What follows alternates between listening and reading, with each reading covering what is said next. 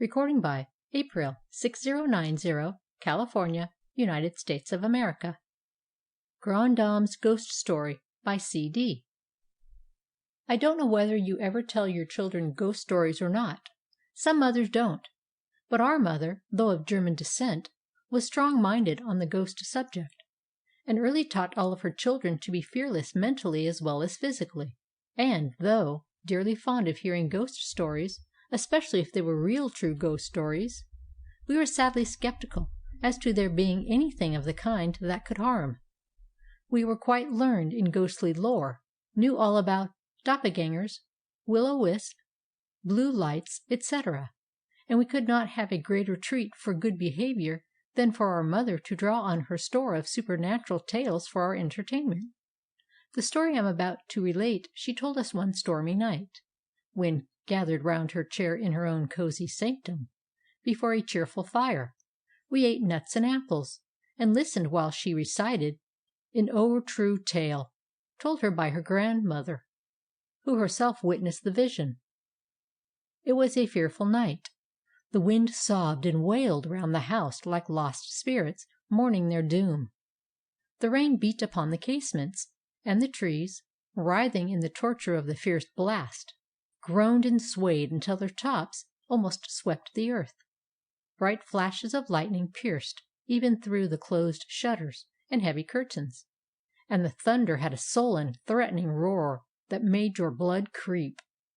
It was a night to make one seek to shut out all sound, draw the curtains close, stir the fire, and nestle deep in the armchair before it, with feet upon the fender, and have something cheerful to think or talk about. But I was all alone, none in the house with me but the servants, and the servants' wing was detached from the main part of the building, for I do not care to have menials near me, and I had no loved ones near. It was just such a night that Nancy Black died. What a fearful night for the soul to leave its earthly home and go out into the vast, unknown future! I spoke aloud, as rousing from a train of thought. I drew my heavy mantle closer round me, wheeled my armchair nearer the fire, and cuddled down in it, burying my feet in the foot-cushion to warm them, for I felt strangely cold. I was in the library. It was my usual sitting-room, for I seldom used the parlors. What was the use? My books were my friends. I loved best to be with them. My children dead or married and away, the cold, grand parlors always seemed gloomy and sad. The ghosts of departed pleasures haunted them, and I cared not to enter them. It was a long, wide room across the hall from the parlors, running the whole length of the house, and was lined with shelves from floor to ceiling. My husband's father had always been a bibliomaniac, and my husband had had a leaning that way also, and the shelves held many an old rare work that was worth its weight in gold.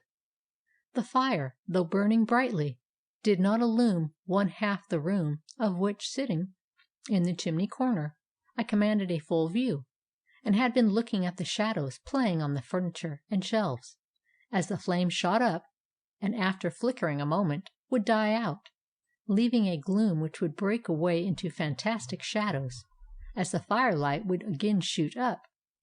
While watching the gleams of light and darkling shades, unconsciously the wailing of the storm outside attracted my attention.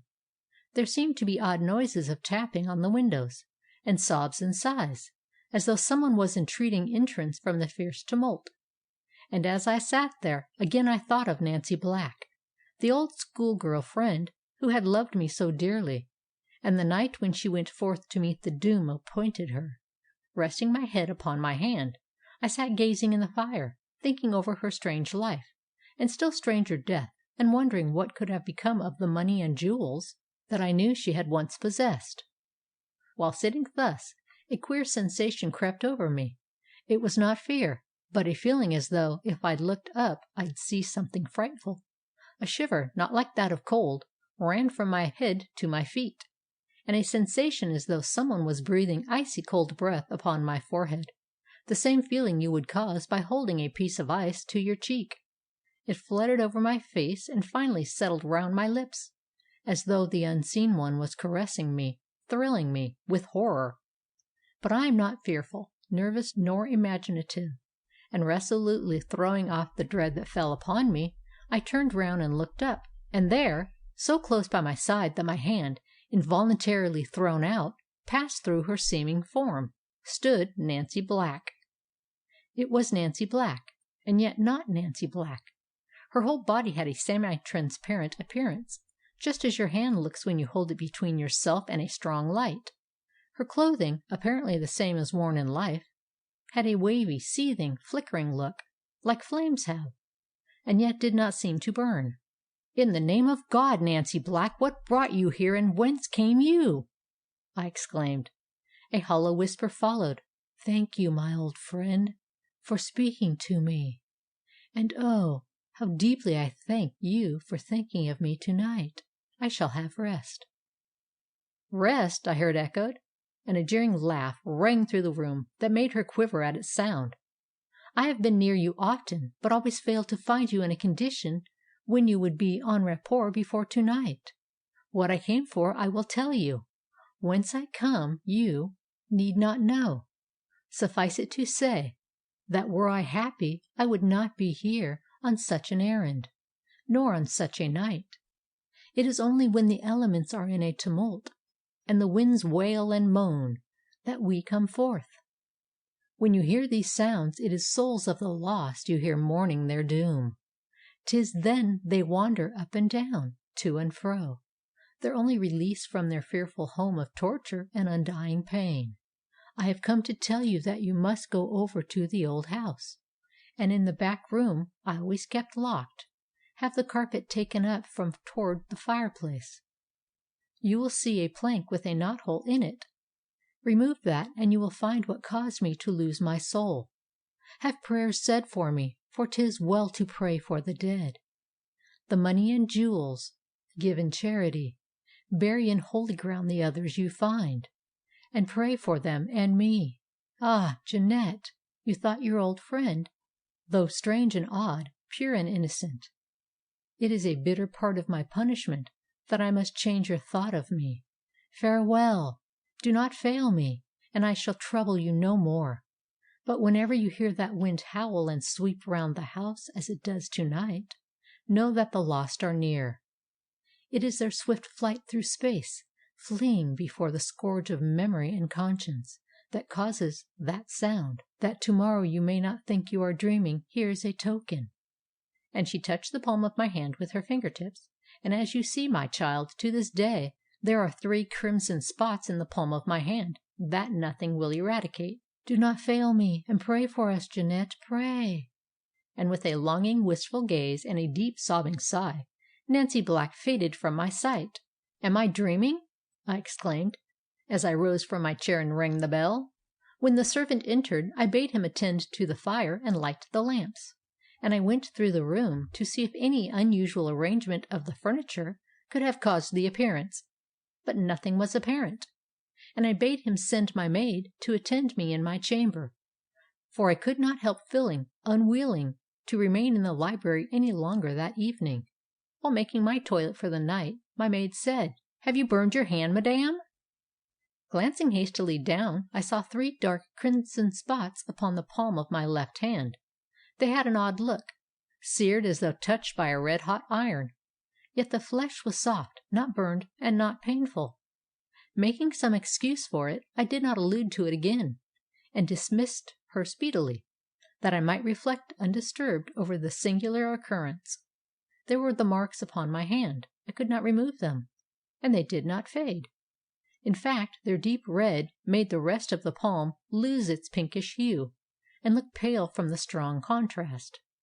Could I have been asleep and dreamed it all, and by any means have done this to myself? I thought, but finally concluded that on the morrow I'd go over to Nancy Black's old residence and settle the question, and with that conclusion had to content myself until the morrow came. Nancy Black was an old friend from my girlhood, who had owned large property in the town, and lived all alone in a spacious stone house directly opposite my home, and who, when dying, had left me the sole legatee of her property. When morning came I took the keys, and with my maid went over to Nancy's house.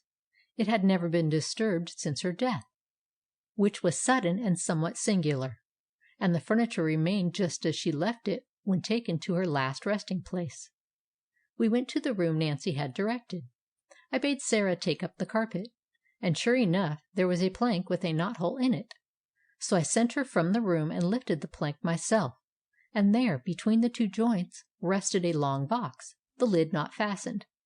Opening it, I was horrified to see two skeletons, those of an infant and of a woman, small in stature and delicate frame.